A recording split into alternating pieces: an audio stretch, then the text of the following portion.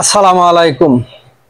আগে আমাদের বিএনপির সম্মানিত কিছু নেতার বক্তৃতা শুনি, দুইটা কথা শুনি, পরে আপনাদেরকে বলি। একটা ভাই মারা গেল আমেরিকাতে, একটা ভাই দীর্ঘদিন বাইরে আছে, আমি দীর্ঘদিন অসুস্থ অবস্থায়। স্কুল কলেজের মাসুম বাচ্চারা নিজেদের জীবন দিয়ে রক্ত ঝরিয়ে আমাদের কাছকে মুক্ত করেছে, গোটা জাতিকে মুক্ত করেছে। হাসিনার দিকে একটু তাকান। বিএনপিকে রাস্তায় নামার সুযোগ সৃষ্টির আগেই নির্বাচন দেন। যদি একবার রাস্তায় নেমে পড়ে তাহলে কিন্তু সবার সামনে কথা বলে ঠিক হবে কিনা। হাসিনার দিকে একটু তাকান।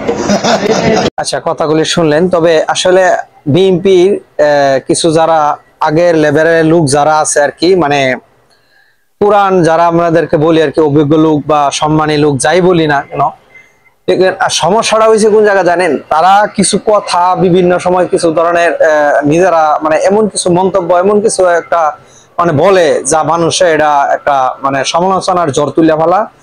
আর তাদের কর্মকাণ্ডও মানে খুব একটা সুবিধাজনক না। আর এটাও সত্য যে কিছু লোক, কিছু বিএনপির বড় বড় নেতা, তারা অজস্র পয়সা খায় কিন্তু বর্তমানে আওয়ামী লীগদেরকে মানে সংগঠিত করতেছে এবং যে মানে ওদেরকে মানে একেবারে স্বয়ংসম্পূর্ণভাবে তাদেরকে হেফাজত করে রাখছে এবং এগুলির টাকার ই করতেছে। এটা কোনো মিথ্যা না, এটা শত শত প্রমাণ আছে। এর মধ্যে আরো কিছু আছে, যেরকম কিছু যে কজে ওই সালাউদ্দিন কাদের চৌধুরী বাবু সালাউদ্দিন মানে এই বর্তমানে যে দায়িত্বে আছে আমাদের বিএনপির, উনির বিরুদ্ধে যে বলছে, এটারও কিছু অনেক কথা আছে। তবে যাই হোক, তবে আপনাদেরকে একটা জিনিস আশ্বস্ত করি, আমার নেতা তারেক রহমান উনি কতটুকু নির্যাতিত হয়েছে এবং উনি মৃত্যুর মুখের থেকে বাঁচাইছে, এরা আপনারা অনেক ভিডিও অ্যাভেলেবেল, প্রতিদিনই হয়তো মোবাইল ঘাটলে আপনারা হয়তো দেখেন। তো আমার কথা হইলো, আপনারা যেটা নিয়ে ভাবতেছেন যে অনেকেই ভাবে যে বিএনপি ক্ষমতা তাইলে এই এই চোর ডাকাতদের বিচার করতো না বা করতো না, না এটা এরকম কোনো করার দরকার নাই। এই যে আওয়ামী লীগ, যারা আওয়ামী লীগের আমলে যারা এই নির্যাতিত হয়েছে তাদের বিচার পাইতো না, হয়তো এরকম একটা বিভিন্ন বর্তমানে যে কিছু বিএনপির লোকের কিছু কর্মকাণ্ডের কারণে, তো এই জন্য কিন্তু মানুষের একটা মানে অনাস্থা মানে তৈরি হয়েছে। তবে হ্যাঁ, আপনাদেরকে এটুক বলি যে আমার নেতা তারেক রহমান তার চুল পরিমাণ হয়ে নাই, যদি কোনো সময় ক্ষমতা আসে, জানি না আল্লাহ কতটুকু হয়ে দেখ না, কিন্তু যদি ক্ষমতা আসে সামান্যতম কোনো ছাড় দিত না, এটা মেরা 100% গ্যারান্টি নিজে তো তাইন। কারণ সেই ব্যক্তি মৃত্যুর দুয়ার থেকে ভাই চাইছে তার এই এদের জন্য। তবে কিছু নেতার জন্য মানে মানুষের এতই অনাস্থা হয়েছে, যার ফলে মানুষে বিভিন্ন ভাবে সমালোচনার ঝড় তুলছে এবং কিছু বিএনপির কিছু নেতারাও এত উন্মান মানে পাগল হয়ে গেছে মানে এর জন্য যে বলার মতন নাই। তবে আমি যেটুকু বিশ্বাস করি, যদি যেমনে হুজুগে আসিন বিএনপি এই উল্টা পাল্টা এক এক সময় এক এক কথা না বললা, এগুলো উল্টা পাল্টা কথা না বললা সকলের সাথে মিলামেশা থাকলে এমনি সবকিছু হইতো।